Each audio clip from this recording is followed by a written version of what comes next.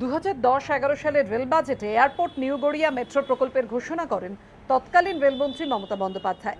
সেই প্রকল্পে আগামী বছরের মধ্যে রুবি থেকে নিউ গড়িয়া পর্যন্ত মেট্রো পরিষেবা চালু হওয়ার কথা থাকলেও জবরদখলের সমস্যায় থমকে রয়েছে কাজ।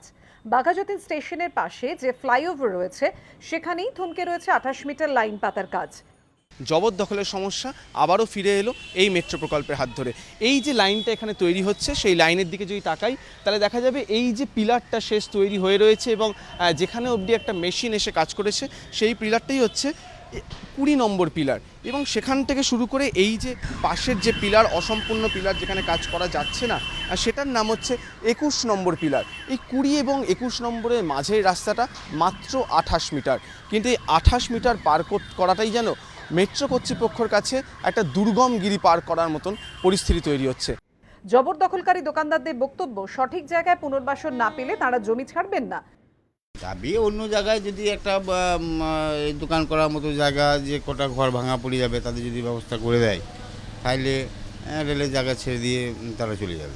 এখন চাইছি যে যাতে দোকানগুলো কোথাও বা কোনো জায়গায় একটু দিয়ে দিলে আমাদের গরিব মানুষগুলো যেগুলো দিন আনে দিন খায়, প্রতিদিন একটা রোজগারের ব্যাপার, তো অনেক দিন ধরে দোকানগুলো বন্ধ হয়ে আছে। এই জন্য মেট্রোকে বলা হোক যাতে আমাদের কিছু ব্যবস্থা করে। এই নিয়ে রেল বিকাশ নিগম লিমিটেডের বক্তব্য, জবরদখলকারীদের জন্য দীর্ঘদিন ধরে কাজ আটকে রয়েছে। বিষয়টি রাজ্য সরকার ও কলকাতা পুরসভাকে জানানো হয়েছে। আশা করা যায় সমস্যা মিটে যাবে। পুনর্বাসনের বিষয়ে কেএমডিএ কর্তৃপক্ষের সঙ্গে কথা চলছে বলে জানিয়েছেন স্থানীয় কাউন্সিলর।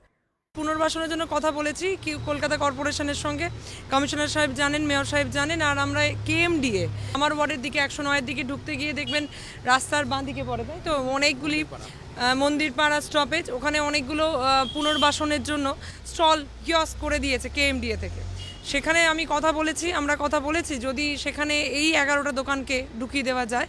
রেল সূত্রে খবর, ইতিমধ্যেই প্রকল্পের খরচ বেড়ে দাঁড়িয়েছে 3,951 কোটি টাকা। আরও দেরি হলে খরচ আরও বাড়বে।